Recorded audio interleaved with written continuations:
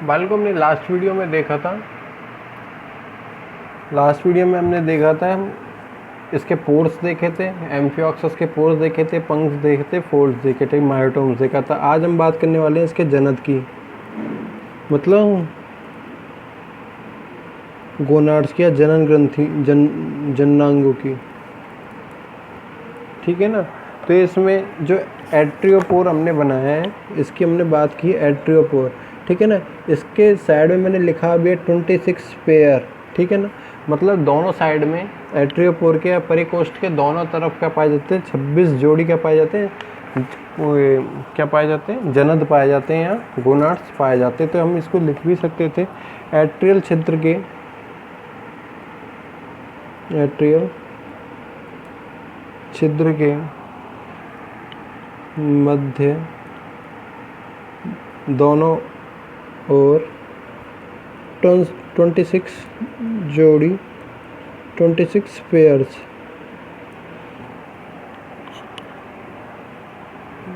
Pair जनद या gonads उपस्थित होते हैं, उपस्थित होते हैं, ठीक है ना। जिनमें क्या बनते हैं, जैसे हमने देखा सेक्सुअल डायमॉर्फिज्म की बात की हमने, एब्सेंट होती है वगैरह वगैरह। तो इनमें क्या मिलते हैं, जनन ग्रंथियों में, जननों में क्या मिलते हैं, स्पर्म और ओवा का क्या हो जाता है, फॉर्मेशन हो जाता है। स्पर्म और ओवा का क्या हो जाता है, फॉर्मेशन हो जाता है। फिर अगर हम बात करते हैं, इसके एक नया टॉपिक लेके आए हम, तो हम तंत्र पे आते हैं, सिस्टम्स पे आते हैं इसके। तो सबसे पहले आते हैं इसके पाचन तंत्र की बात की जाए, पाचन तंत्र की बात किया, डाइजेस्टिव सिस्टम की बात की जाए, ठीक है ना। डाइजेस्टिव सिस्टम की बात की जाए तो डाइजेस्टिव सिस्टम के लिए हमने बात किया है, एक पूरा का पूरा एक अगर आउटलाइन डायग्राम बनाया जाए, आउटलाइन डायग्राम बनाया जाए तो इसको हम बांट सकते हैं। तो पाचन तंत्र को पहले 2-3 रीजन में बांट सकते हैं। तो पहला होता है आहार नाल, पहला होता है आहार नाल। सेकेंड रीजन होता है इसमें क्या, पाचन पाचन पाचन ग्रंथियाँ, डाइजेस्टिव ग्लैंड्स क्या हो सकती है, एक तो एलिमेंट्री कैनाल हो सकती है, दूसरी क्या हो सकती है, डाइजेस्टिव ग्लैंड्स हो सकती है, ठीक है ना। डाइजेस्टिव ग्लैंड्स हो सकती है। अगर बात की जाए इसमें आहार नाल की, तो आहार नाल में मुख्य रूप से क्या क्या पाए जाएंगे, मुख, आहार नाल मुख्य रूप से मुख, माउथ, ठीक है ना। माउथ के बाद में आएगा क्या, बक्कल कैविटी बोल देते हैं, जिसे क्या बोल देते हैं, ओरल कैविटी बोल सकते हैं। तो मुख गुहा, जिसे ओरल कैविटी, मुख गुहा, ठीक है ना। मुख गुहा के बाद में क्या आएगा आपका, क्या आएगा, आंत्रमुख। आंत्र वाला रीजन नहीं आया है, आंत्रमुख वाला रीजन आया है, जो कि क्या फेरिंग्स रीजन से पहले की तरफ पाया जाता है। जिसमें क्या होता है, कोई भी जो मोटे वो पाए जाते हैं, भोजन के कोई भी बड़े कण होते हैं, तो उनको पीसने का कार्य होता है, पीसने का कार्य होता है, इसीलिए इसको बोलते हैं एंट्रोस्टोम, एंट्रो STOM स्टोम, ठीक है ना। इसके बाद में आता है ग्रसनी भाग, फेरिंग्स रीजन, ठीक है ना। फेरिंग्स रीजन के बाद में आएगा आपका क्या, ऑसियोफ्रेगस या ग्रसिका जिसे बोला जाता है, ग्रसिका, ऑसियोफ्रेगस। फिर आएगा आपकी आंत्रभाग, ठीक है ना, इंटेस्टाइन। और देन आएगा आपका लास्ट पार्ट क्या, रेक्टम या गुदा बोल सकते हैं हम, रेक्टम या गुदा या एनस वाला भाग बोल सकते हैं, ठीक है ना। इसके साथ साथ क्या करेंगे काम, पाचक ग्रंथियां भी काम करती हैं, पाचक ग्रंथियां भी क्या करेंगी, काम करेंगी। तो अब हम देखेंगे क्या इसका, आहार नाल। आहार नाल हमने बात किया कहाँ से चालू हुई, मुख से चालू हुई, कहाँ पे ख़त्म हुई है, गुदा वाले रीजन पर ख़त्म हुई है। तो अभी हमको चालू करना है क्या, इसका फर्स्ट पार्ट क्या, मुख या माउथ, मुख या माउथ, ठीक है ना। ये किस रूप में पाया जाता है? एक अंडाकार रूप में पाया जाता है। मीडियन अपर्चर होता है, छोटा सूक्ष्म छिद्र के रूप में। यह है सूक्ष्म छिद्र तथा अंडाकार रूप में पाया जाता है, अंडाकार रूप में पाया जाता है, ठीक है ना। तथा उपस्थित कहाँ होता है? उपस्थित के लिए हमने देखा, ये हमने माउथ रीजन बनाया हुआ है, तो उपस्थित होता है किसके? रोस्ट्रम के नीचे। टुंड वाला जो भाग है, रोस्ट्रम को बोलते हैं हिंदी में टुंड, ठीक है ना। टुंड वाला जो भाग है, रोस्ट्रम का जो भाग है, उसके नीचे क्या पाया जाता है? मुख वाला भाग पाया जाता है, ठीक है ना। यह है रोस्ट्रम के नीचे तथा ओरल हुड, मुख छंद ओरल हुड द्वारा घिरा हुआ पाया, घिरा हुआ क्या होगा? ये पाया जाता है, ठीक है ना। फिर अगर बात की जाए हम सेकंड वाले, अगर बात की जाए तो मुख गुहा की बात करेंगे हम। सेकंड नंबर पे आएगा क्या? मुख गुहा या ओरल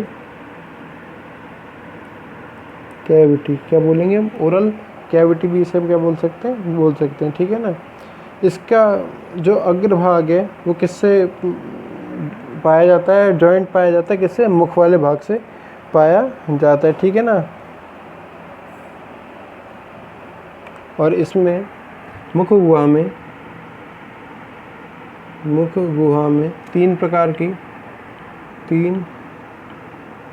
की संरचनाएं उपस्थित होती हैं, जिनमें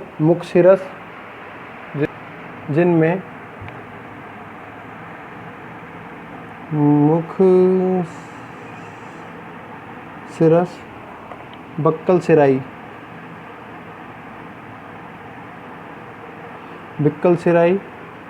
अगर इसके ब्रैकेट में मैं लिख देता हूँ इसका काम भी, इसके ब्रैकेट में लिख देता हूँ इसका काम भी, स्पर्शक पाए जाते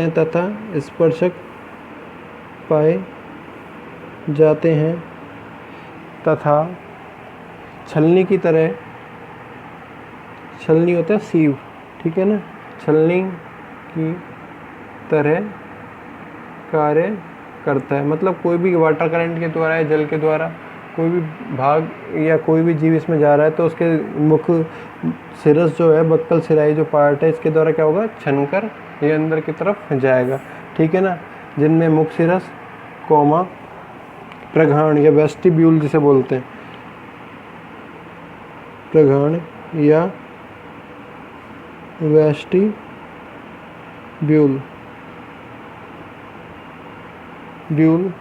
ठीक है ना। वेस्टिब्यूल, इसके काम को अगर लिखा जाए तो इसका मुख्य रूप से काम यही होता है, क्या ये कीप की तरह आकृति का पाया जाता है। ये किसके आकृति का? बड़ी कीप आकृति की गुहा होती है, ठीक है ना। वेस्टिब्यूल क्या होती है? कीप आकृति की गुहा होती है, जो क्या होती है? ये मुख गुहा जो ओरल कैविटी है, इसको क्या होती है? घेरे हुए पाई जाती है, मुख गुहा को घेरे हुए पाई जाती है। और मुख्य रूप से ये कह सकते हैं एक्टोडर्म से क्या होती है? पूरी की पूरी कवर्ड रहती है। एक्टोडर्म जो रीजन होता है, ठीक है ना, इससे क्या होती है? कवर्ड रहती है। थर्ड नंबर पे आता है आपका चक्रांग या व्हील ऑर्गन, चक्रांग व्हील ऑर्गन, ठीक है ना। चक्रांग के लिए अगर बोला, चक्रांग जो है, चक्रांग क्या है कि उंगलियों के समान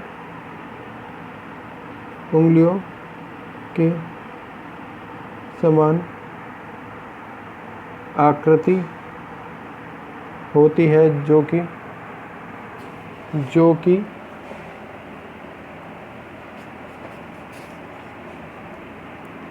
कि मुख्य गुहा में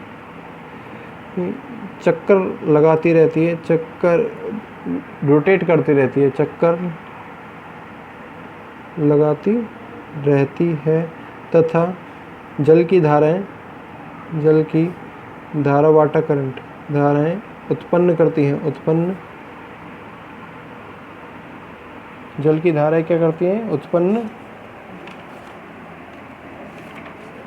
करती है। ठीक है ना। जल की धारा से अब क्या होगा, यहाँ पे भोजन का कण क्या हो जाएंगे? एकत्रित हो जाएंगे। जल की धारा के साथ जल की धाराओं के साथ भोजन के कण एकत्रित हो जाते हैं। ठीक है ना। ये आपका मुख्य गुहा वाला पार्ट हो गया। थर्ड नंबर पे अगर बात की जाती है किसकी? थर्ड नंबर पे आता है आंत्रमुखीय एंट्रोस्टोम। आंत्रमुखीय एंट्रोस्टोम। ठीक है ना। आंत्रमुखीय एंट्रोस्टोम में क्या होता है? 12 जोड़ी पतले, इसमें 12 जोड़ी पतले स्पर्शक पाए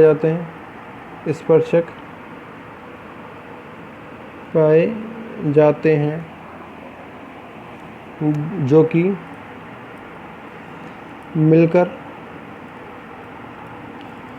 छलनी के समान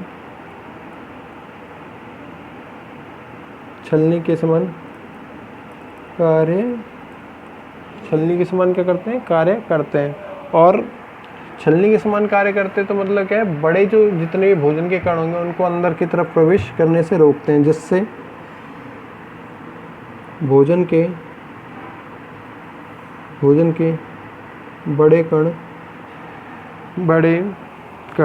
ग्रसनी में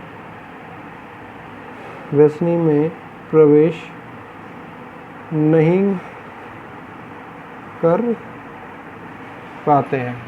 बड़े कण क्या होंगे? ग्रसनी में प्रवेश नहीं कर पाएंगे। ये हो जाता है आपका एंट्रोस्टोम भाग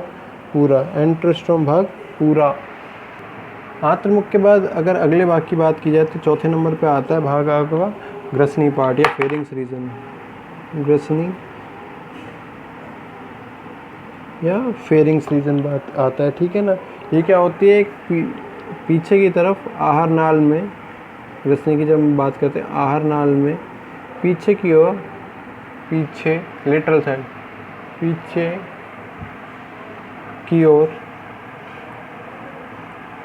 संपीड़ित का मतलब था कॉन्वोल्यूटेड, मतलब थोड़ा सा सिकुड़ी हुई अवस्था में संपीड़ित थैले के समान आकृति होती है, जो कि शरीर का लगभग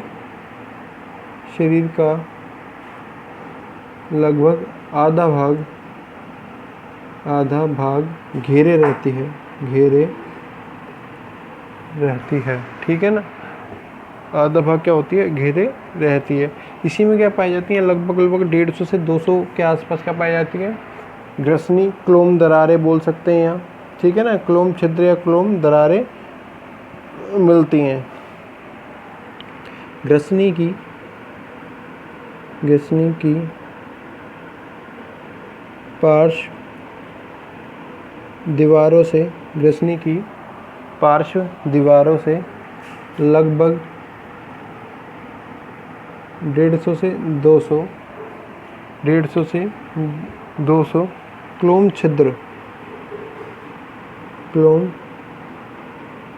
छिद्र या इसी को बोल सकते हैं हम गिल छिद्र उपस्थित होते हैं।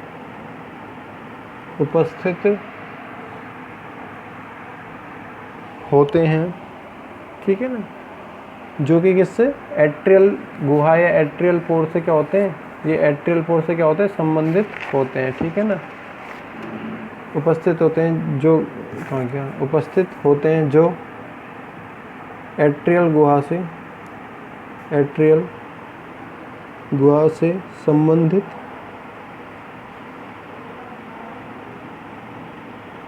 होते हैं। किससे? एट्रियल गुहा से क्या होते हैं, संबंधित पाए जाते हैं। इन्हीं के द्वारा क्या होता है, गिल्स के द्वारा श्वसन होता है वाटर करंट की सहायता से। अब अगर बात करनी है हमको फेरिंग्स के आगे, फेरिंग्स के रीजन आएगा, आगे आएगा रीजन क्या, लसिका वाला रीजन, जो कि हम नेक्स्ट वीडियो में देखेंगे। Thank you.